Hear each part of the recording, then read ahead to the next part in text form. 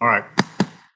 Good afternoon, everyone. I'd like to call to order the hybrid virtual villages Pasadena Hills Planning and Policy Committee. Today is August 26, 2020. I'd like to remind everyone to silence their electronic devices, mute your microphones, and turn off your television sets while you're at home. At this time, let's all stand for a moment of silence. Pledge of allegiance. Pledge of allegiance to the flag of the United States of America, and to the republic for which it stands, one nation, under God, indivisible, with liberty and justice for all. Yep. Madam Clerk, would you do the roll call, please? Mr. Emmett Evans. I'm here online. Mr. Andrew Getz. Here. Mr. Pickens Price. Mr. Dale Maggard. Here. Mr. Andrew Pittman. Here. Mr. Mark Philman. Here. And Chairman Paul Fenora. Here. Okay. At this time, since this is a virtual hybrid meeting, I need to read the following. The Village of Pasadena Hills Planning and Policy Committee is an advisory body appointed by the Board of County Commissioners. We meet once a month, depending upon if there are any proposed development applications that are to be planned and developed within the villages of Pasadena Hills. The Planning and Policy Committee serves as the local planning agency only for applications within the boundaries of VOPH. The Planning and Policy Committee holds public hearings and transmits to the Board of County Commissioners recommendations on the VOPH Goal FLU 6 Comprehensive Plan Amendments, Chapter 600 Land Development Code, amendments, rezonings, and conditional use requests. If anyone is in opposition to any of the Comprehensive Plan Amendment, Land Development Code Amendment, rezoning, conditional use, or any item where the Planning and Policy Committee transmits a recommendation to the Board of County Commissioners, it is important that you attend the appropriate Board of County Commissioners meeting, so forth and so on. Right now, can we have a motion for approval of minutes? I move. Second. Thank you. Okay, first at this time, yeah. You do need the roll call for the minutes as well? Okey-dokey. All right. Yes, you do. Mr. Emmett Evans. I vote to approve.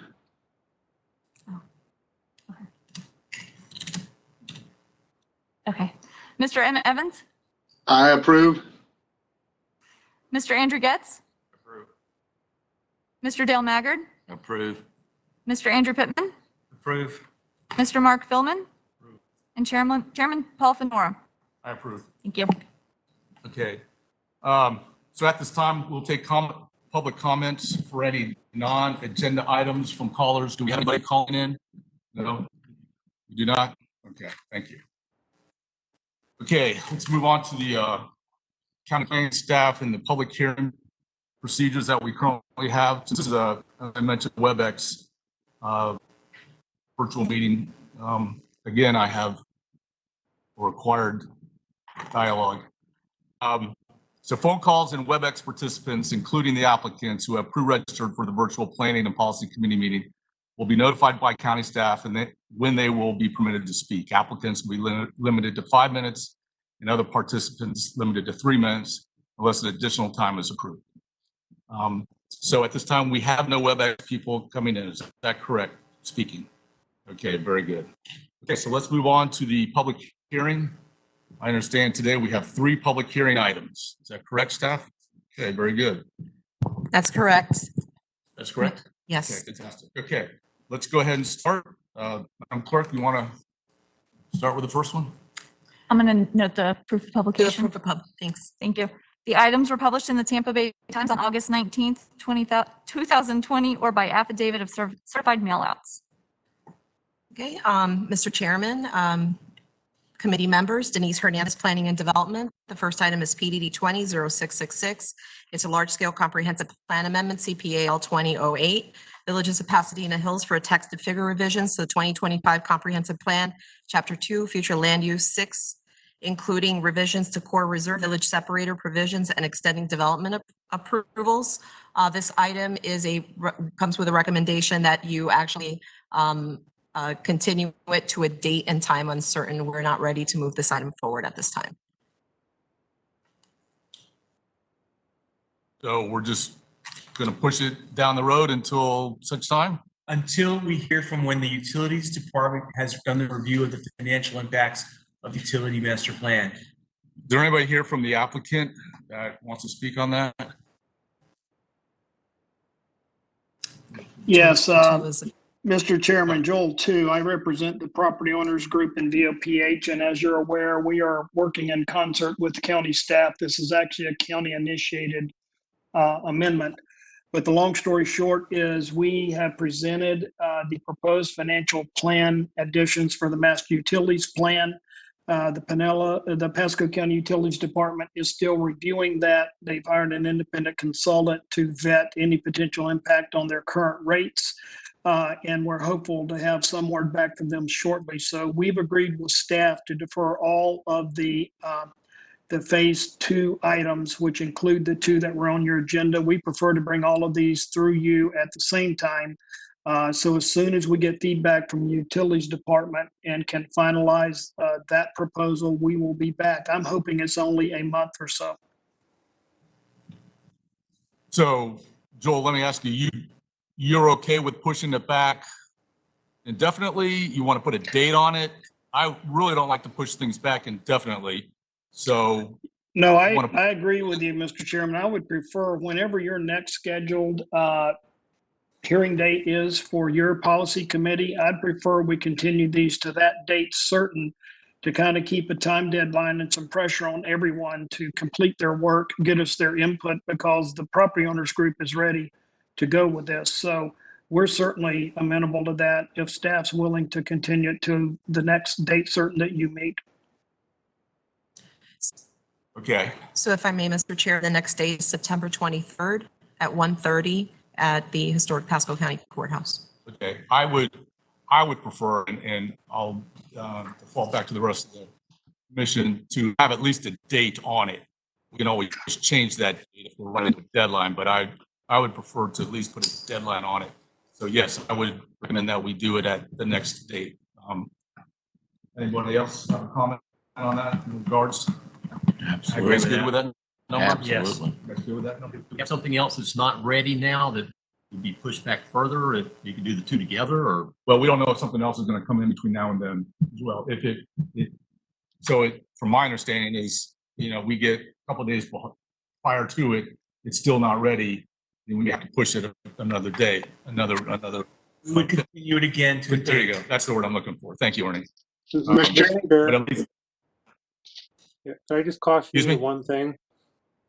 Which is, if you don't have anything else on your agenda for September, the only downside of that is you all are going to have to physically attend the meeting just to continue this item.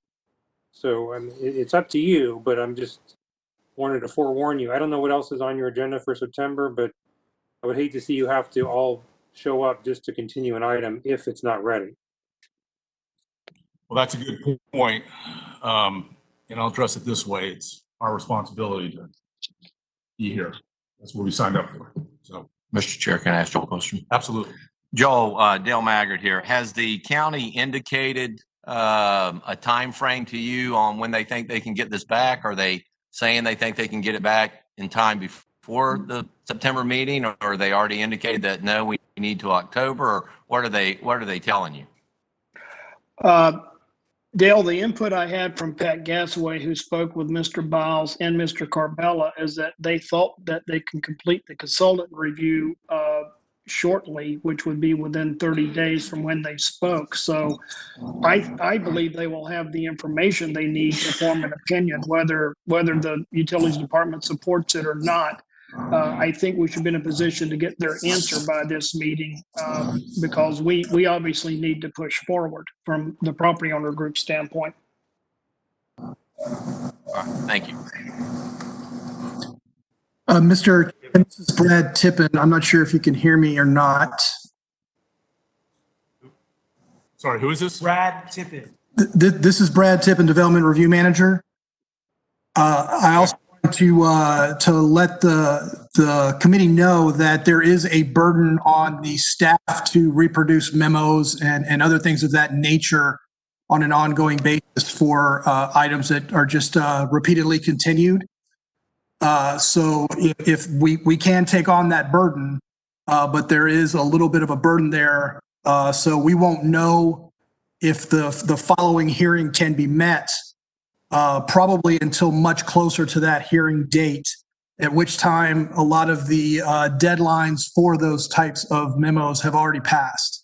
So it could create some confusion in the actual processing of the memorandums for the hearings. Okay, thank you. Do our best to keep it tight. So another option would be October 21st would be the next meeting after. I have one on the floor already. Okay. Let's go ahead and talk about that one. Mr. Chairman? Yes.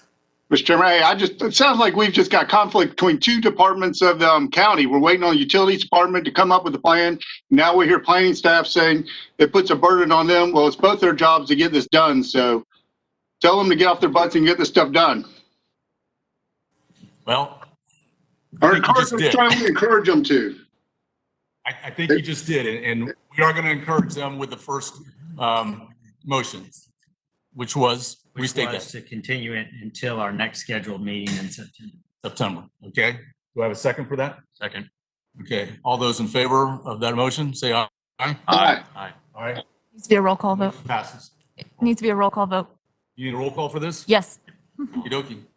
Let's have it. Mr. Emmett Evans, Aye. Mr. Andrew Getz. Aye.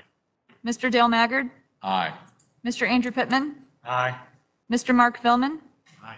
and Chairman Paul Fenora. Aye. Okay, motion passes.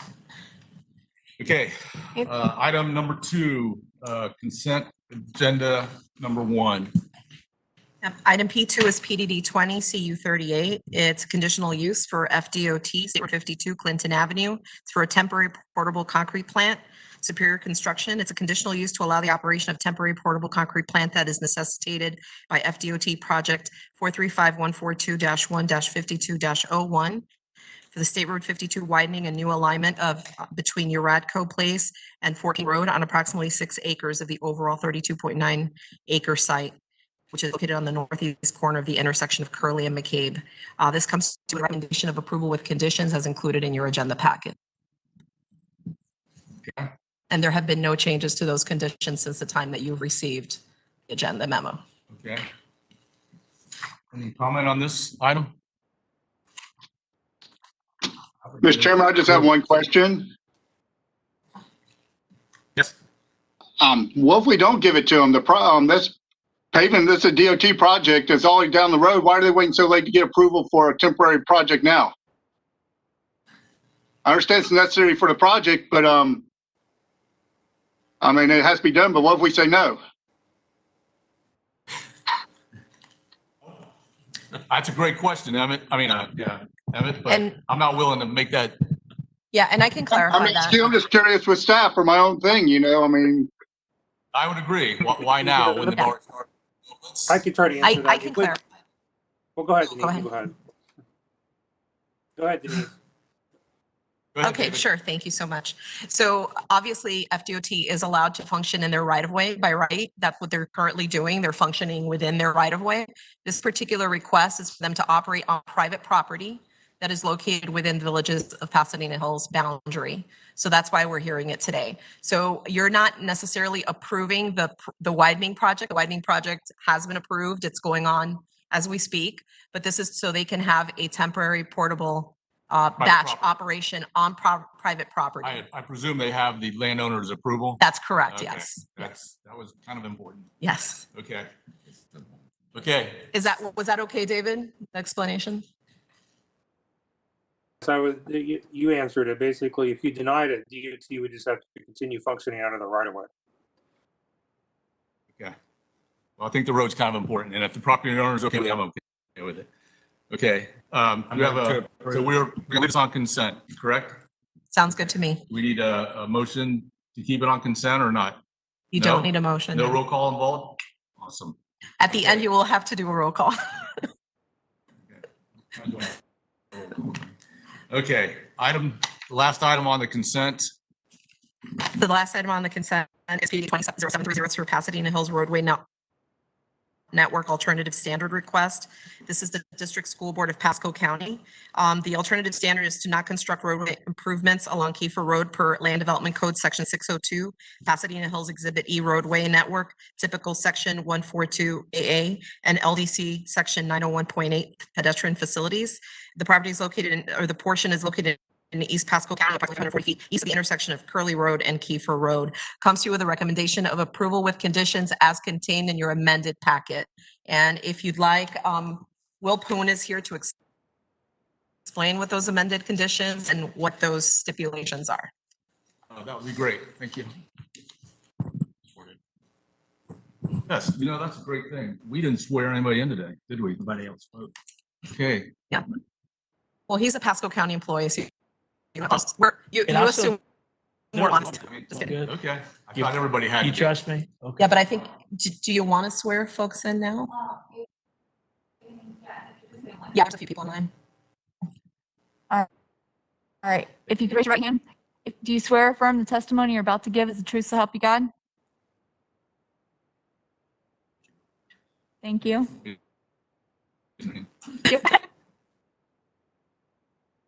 We'll take those. Yes. Okay, we good? Madam Clerk, we good? Okay. Good afternoon, committee members. Will Poon, Senior Engineer in Current Planning. Appreciate you addressing this last minute change, and I just want to just kind of read the changes to the condition. There's just slightly modified from what you had before, but I just want to read them out to you and what the latest revisions are. And it's condition number 1, at the application to preserve an area for future right-of-way dedication of 82 additional feet from the applicant's property line to provide the ultimate required 142-foot right-of-way as depicted in attachment 4, Exhibit A. Dedication and compensation for this preservation area shall be addressed through a separate written agreement between the county and the school district. The condition number 2 is the applicant shall construct a 2-lane roadway and drainage system as shown on the site plan within the existing 60-foot right-of-way along Kiefer Road as depicted in attachment 5, Exhibit B, prior to the opening of the first school building to students and teachers. And the last condition is the applicant will not be required to construct any sidewalk along the east side of Curly Road right-of-way or the south side of the Kiefer Road right-of-way at this time, but the applicant shall construct a portion of such sidewalk adjacent to the project boundaries, either during the future roadway widening of Curly Road and Kiefer Road to 4 lanes or within 180 days of completion of the applicable roadway widening, unless the county administrator or designee approves a different deadline for construction of such sidewalks or allows for funding contribution in lieu of the construction. And those are the only edits. Like I said, it's slightly modified from what you had before. Everything else remains the same. The use of the school, the alternative standard for the road, sidewalk situation is still the same. Okay. Any comment? Do we have people online that have a comment on this? But we didn't swear anybody in, did we? Probably not. Okay.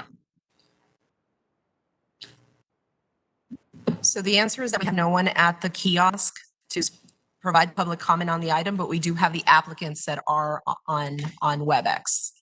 So we have the school board present, and we also have Hunter Brown with Coastal Design Consultants.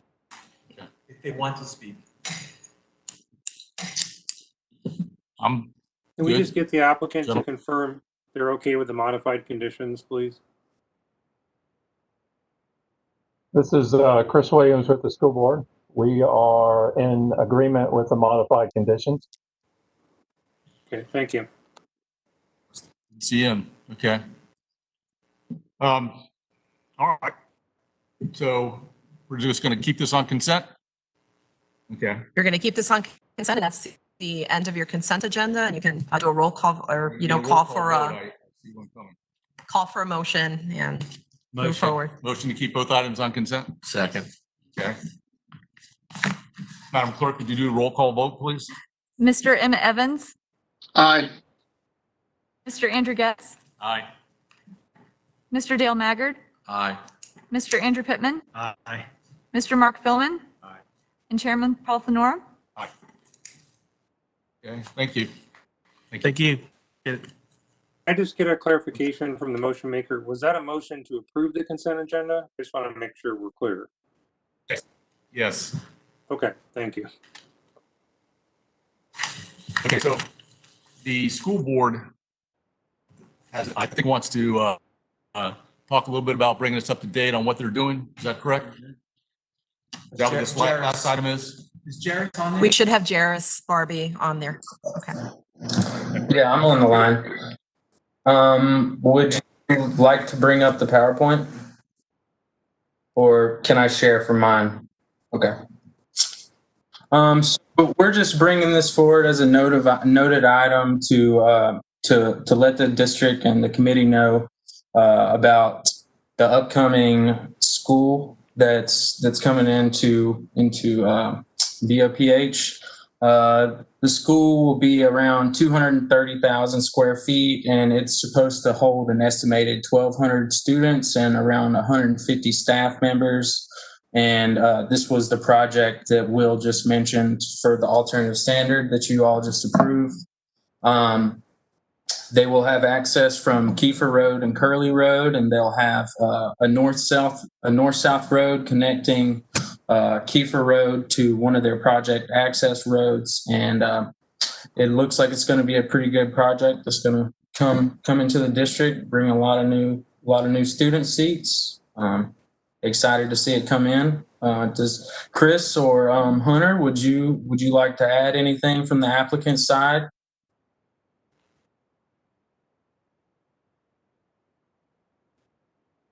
This is Chris Williams again.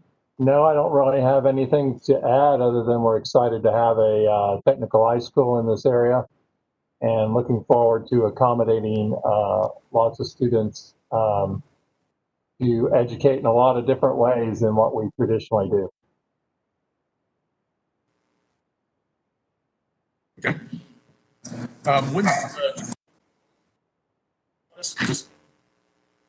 Chris, do you have an estimated start date on this? So we are breaking ground actually next month, and we anticipate opening of this school for the 2022 2023 school year. So August, so a year from now, next year. All right.